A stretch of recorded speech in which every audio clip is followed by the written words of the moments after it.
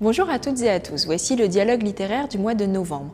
Nous sommes aujourd'hui au Centre Atlantique de la photographie qui présente une exposition dédiée au photographe britannique Todd Anthony. Avec les séries personnelles Sun City Poems et Vegas Portraits, il nous plonge dans deux univers très décalés et artificiels, mais aussi remplis de références cinématographiques. Dans cette émission, nous retrouverons Anaï qui nous présentera ses coups de cœur polars et nous reviendrons sur deux rencontres qui ont eu lieu à la librairie avec Mathias Hénard qui vient juste de recevoir le prix Goncourt pour son très beau roman Boussole et avec Rubén Pelerero et Juan Diaz-Canales qui, 23 ans après Hugo Pratt, reprennent les codes de la célèbre bande dessinée Corto Maltese.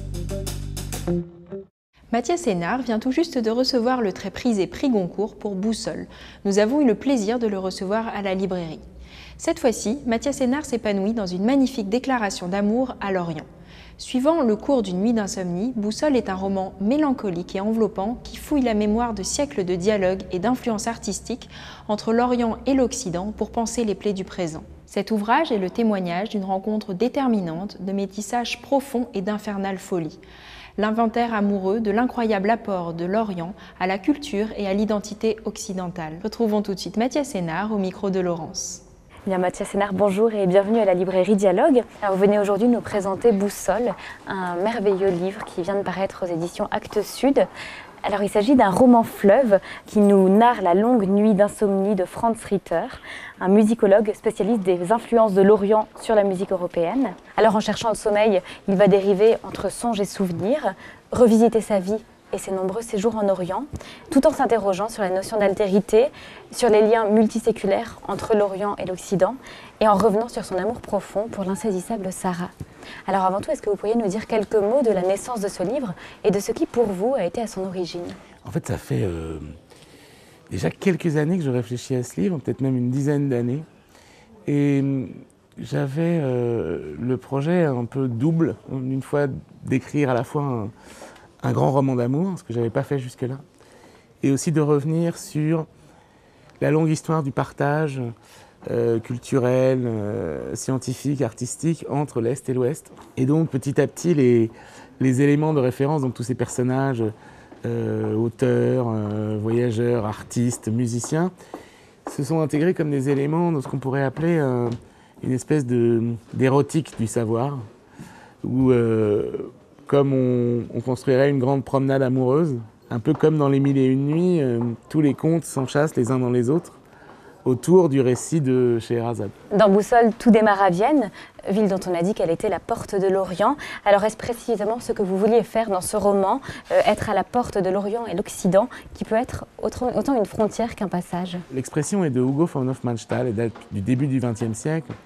Et ce qui est fascinant là-dedans, c'est de se dire, mais s'il y a une porte de l'Orient, sur quel Orient est-ce qu'elle ouvre? Au début du XXe siècle, on disait Vienne est la porte de l'Orient. Aujourd'hui, ça nous semble un peu exotique, cette pensée de dire Vienne, porte de l'Orient. On la mettrait plutôt à Istanbul, cette porte, par exemple.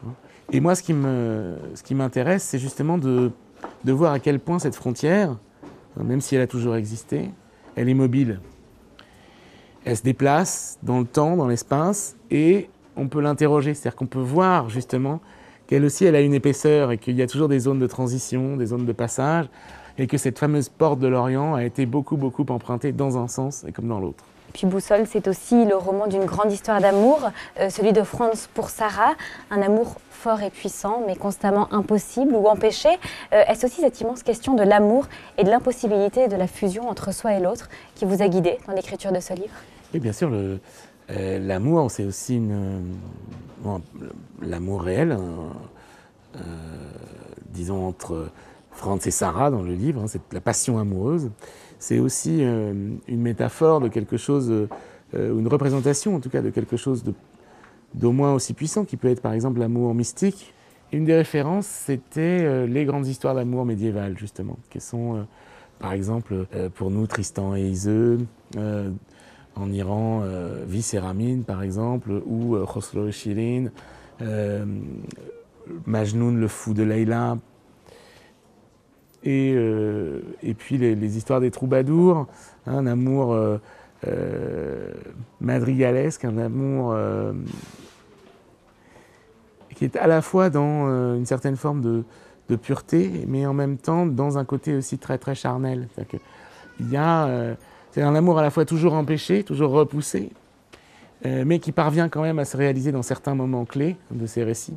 Et donc c'était ça pour moi, l'idée d'une histoire d'amour, c'était une histoire d'amour qui soit justement partagée un peu entre Est et Ouest, Orient et Occident, et qui se déplie un peu des deux côtés du Bosphore, plus ou moins de la même façon. 23 ans après, Rubén Pelerero et Juan Díaz-Canales ont fait le pari de reprendre les codes de la célèbre bande dessinée d'Hugo Pratt, Corto Maltese. Ils sont venus à la librairie pour nous présenter leur travail. C'est une reprise fidèle et moderne du grand mythe contemporain. Rubén Pelerero s'empare des codes graphiques d'Hugo Pratt tout en réussissant à les investir de sa propre sensibilité. La nouvelle histoire, imaginée par le scénariste Juan Díaz-Canales, réactive les ressorts de la geste prassienne. Les dialogues percutants de ce grand récit d'aventure réjouiront les passionnés autant qu'ils séduiront les nouveaux lecteurs. Retrouvons tout de suite Juan Díaz-Canales et Rubén Pelerero en compagnie de Laurence. Juan Díaz-Canales et Rubén Pelerero, bonjour et bienvenue à la librairie Dialogue. Alors vous venez aujourd'hui nous présenter Sous le soleil de minuit, un album paru aux éditions Casterman et qui fait revivre un personnage mythique puisqu'il s'agit du tome 13 de Corto Maltese. Alors 20 ans après la disparition d'Hugo Pratt, son créateur, avant tout comment ce projet de reprise s'est-il imposé et quel sentiment est-ce que l'on éprouve lorsque l'on va faire revivre un personnage aussi mythique que Corto Maltese? Tout a débuté un peu par hasard, comme ne peut être d'autre façon côté Corto. Il y a un côté toujours de l'hasard et du destin. L'agent droit, le droit de publication de toute l'œuvre de Hugo Pratt, c'était Patricia Zanotti, était éditrice aussi de mon album Black Sad en Italie. Elle m'a demandé aussi avec qui je voudrais faire équipe artistique et moi j'ai proposé Rubén parce qu'il me semblait le dessinateur le plus approprié et on a démarré avec cet passionnant projet. Alors, avec cet album, vous avez donc relevé le défi de faire revivre Corto, de retrouver son univers, mais en même temps d'y apporter une touche personnelle, de nouvelles idées. Alors, comment est-ce qu'on s'empare comme ça de l'univers de Corto Maltese et donc d'Hugo Pratt? Bon, disons que c'est normal qu'il y a une certaine liberté créative. C'est ça qu'on a demandé depuis le début. On a fait une approche au personnage et à l'univers de Pratt assez respectueux, mais en même temps, après 20 ans qui se sont passés déjà depuis les derniers albums publiés de Corto Maltese, même le langage de la BD a évolué quelque part. Pour le dessin, c'était un véritable défi aussi, d'autant plus que Hugo Pratt a beaucoup fait évoluer son dessin au fur et à mesure des albums. Alors comment est-ce que vous avez choisi la façon de représenter Corto et quelle technique est-ce que vous avez utilisée? J'ai choisi, on peut parler de la première et deuxième époque du personnage pour choisir des traits caractéristiques du personnage. Et j'ai cherché des petites codes qu'il y a dans son dessin pour introduire dans mon propre dessin. Il travaillait avec une feutre avec très vitesse. Il a un dessin très vite et en même temps très risqué. Alors, cette histoire que vous nous proposez, elle commence en 1915. Donc, on ne retrouve pas Corto là où on avait perdu sa trace, mais juste après la balade de la mer Salée. Alors, comment ça s'est imposé? Pourquoi ce choix? Parce que tout d'abord, c'est une date assez symbolique dans l'univers de Corto Maltese. C'est juste après la première apparition de Corto que ça s'est passé à la balade de mer Salée. Puis, on a trouvé intéressant parce qu'on a un Corto Maltese jeune, mais en même temps, dans la maturité, il a déjà vécu pas mal d'aventures. À cette époque-là, il avait aussi déjà autour de lui des personnages secondaires assez importants comme Rasputin. Et puis, c'est une période historique assez chère à Pratt parce que c'est juste au milieu de la Grande Guerre qui se déroule en Europe, mais qu'on a essayé de montrer dans l'autre coin du monde, que c'est le Grand Nord. Nous voici à la librairie où nous retrouvons Anaïk qui nous présente les polars qui l'ont le plus marqué cette année.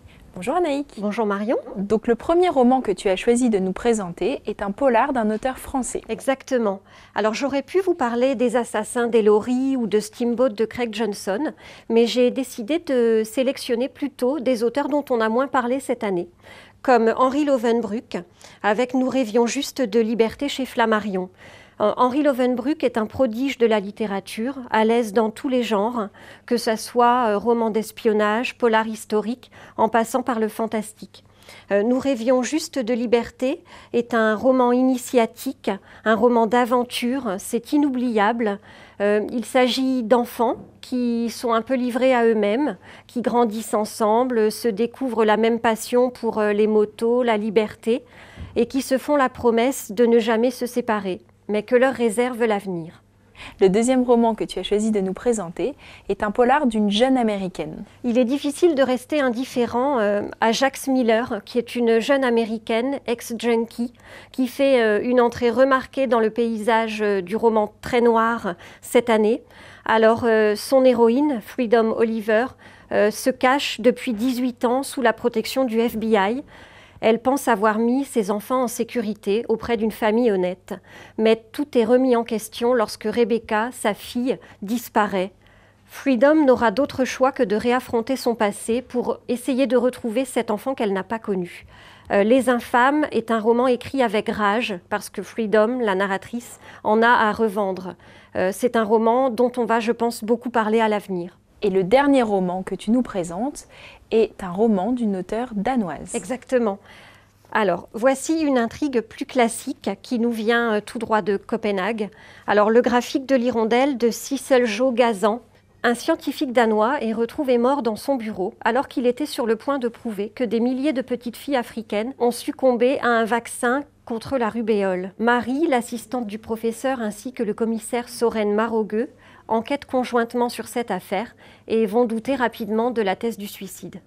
Ce roman m'a rappelé le cerveau de Kennedy d'Ennig Mankell, du fait que ça parle de santé publique et que ça se passe pour moitié en Afrique. Je pense que Sissel-Jo Gazan est la digne relève d'Ennig Mankell qui vient malheureusement de nous quitter. Merci Anaïk. Avec plaisir Marion. Voilà, cette émission touche à sa fin. Je vous remercie de nous avoir suivis et je vous retrouve le mois prochain pour la dernière émission de l'année.